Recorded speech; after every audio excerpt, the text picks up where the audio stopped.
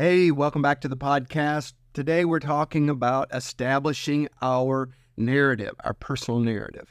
And so we're going to begin in Genesis chapter 1, the very first sentence. It's a perfect first sentence for this story as God begins to give us our narrative. And if you missed anything so far, please go back and check out what we've said already about being creatures, that's our starting point. Everything in this planet is a creature. It's a copy. Nothing here is original. Everyone was made by someone else who was also a creature all the way back. But eventually we get back to the original and we get back to the creator. And all this is important because we need a narrative that is trustworthy. It has to be a narrative you can rely on.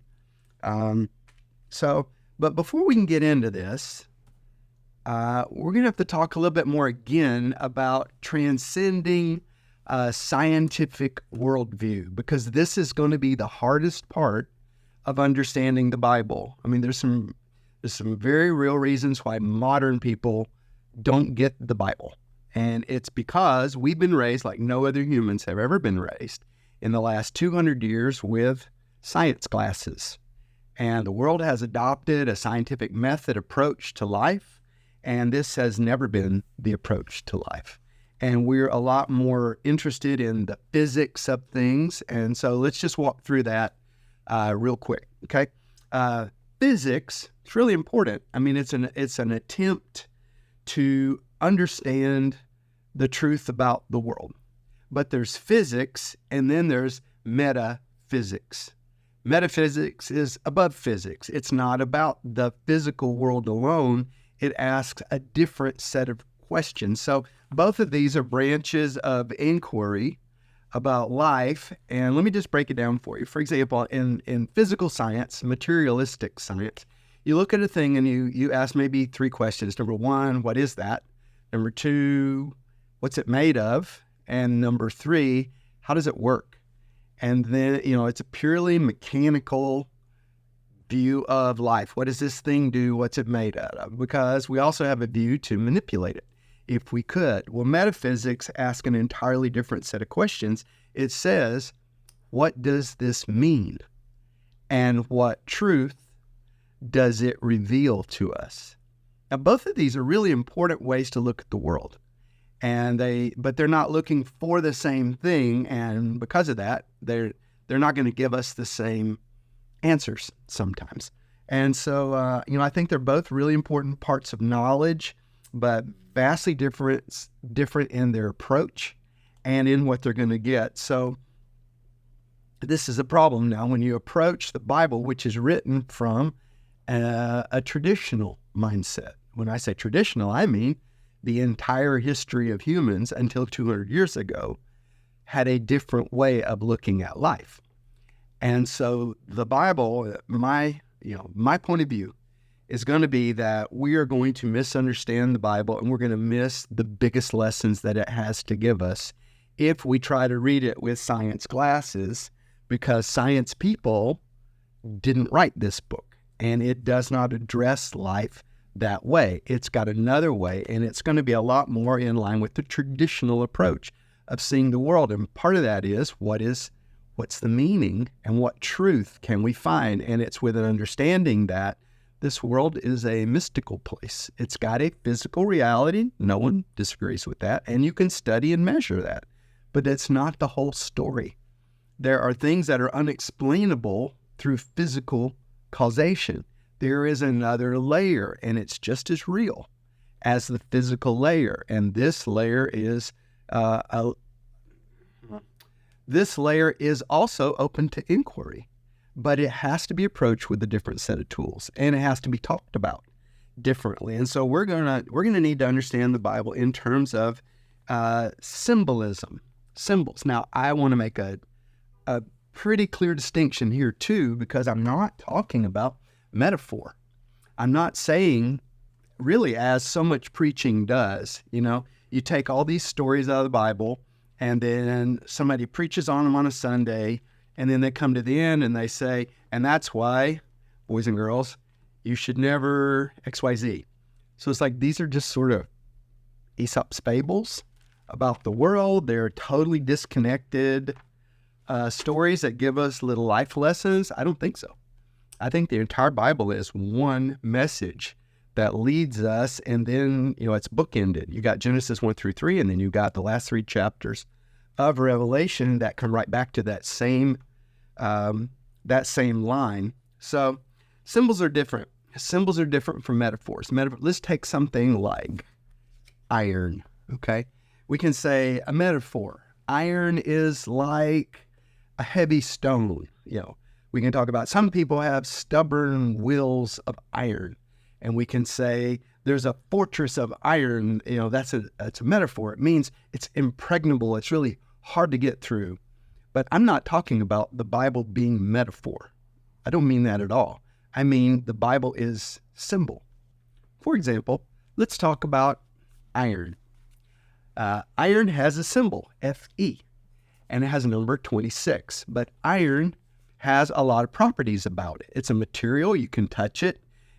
We could talk about the molecular structure of iron. It's got 26 protons, 30 neutrons, 26 electrons. They are in 4 different shells around the nucleus.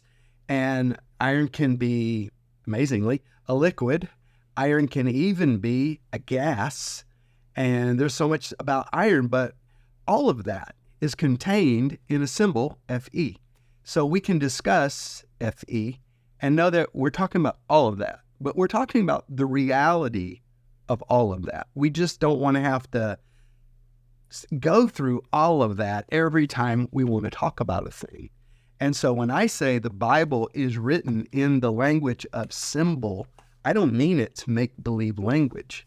I don't mean to say it's just a collection of metaphors and life is like this. That's not at all what I mean. I mean the Bible is written in a code. It's not a hard to understand code because it is the ancient way of doing, not even ancient, it is the history of the human race's way of dealing with things, and that is build symbol boxes like Fe for iron and put the meaning in it, and then you can use those symbols over and over again. And what you'll find, sort of like the Matryoshka dolls in Russia, these nesting dolls, you got a big one, you open it up, it's got a small one, you open it up.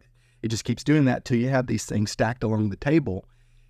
When you get a handle on the Bible and you start to see it in symbolic language, you realize, wow, every one of these symbols is a micro of the macro. That everything being said in many of the symbols is true of the entire cosmos. It's reality, and it can be seen in a smaller form, in a smaller form, in a smaller form, but we're still talking about the one truth. It's a brilliant way of looking at the world. And let me, I want to actually read you before we get too deep into this.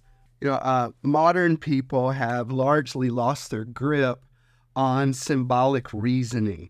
And so we're going to have to put some effort and intention into reclaiming this for ourselves and make a little extra room in our mind so we can have it back and understand the truth about our world and our place in it. And I think both of these ways are not necessarily enemies of each other, physics versus metaphysics. I think they're both about the same thing.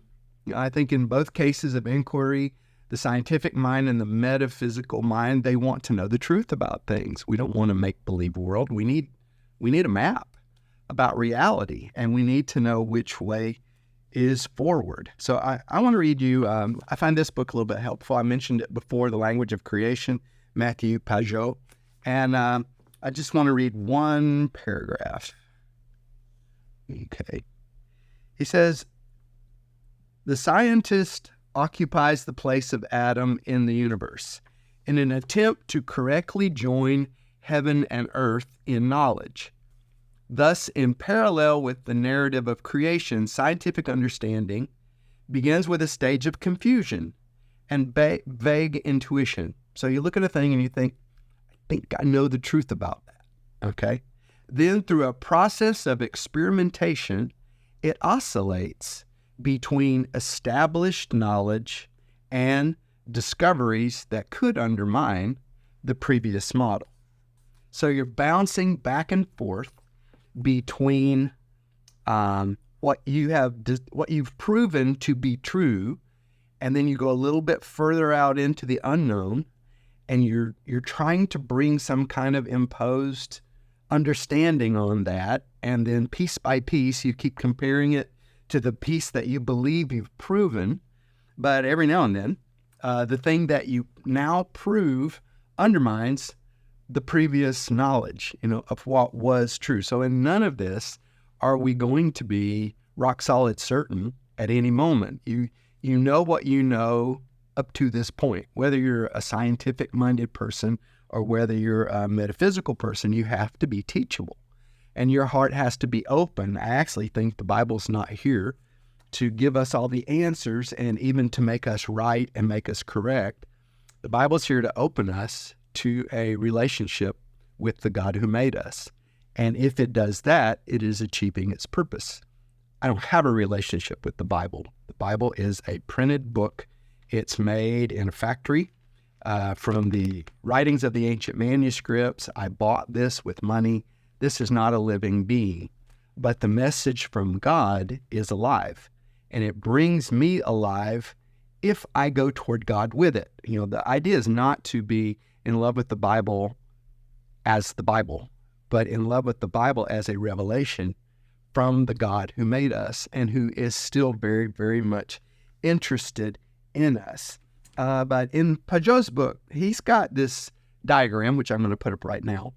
And if you look at what's going on here, this square box in the center is this is knowledge from heaven. These are things that are known. They are revealed to us, and we are absolutely certain about them.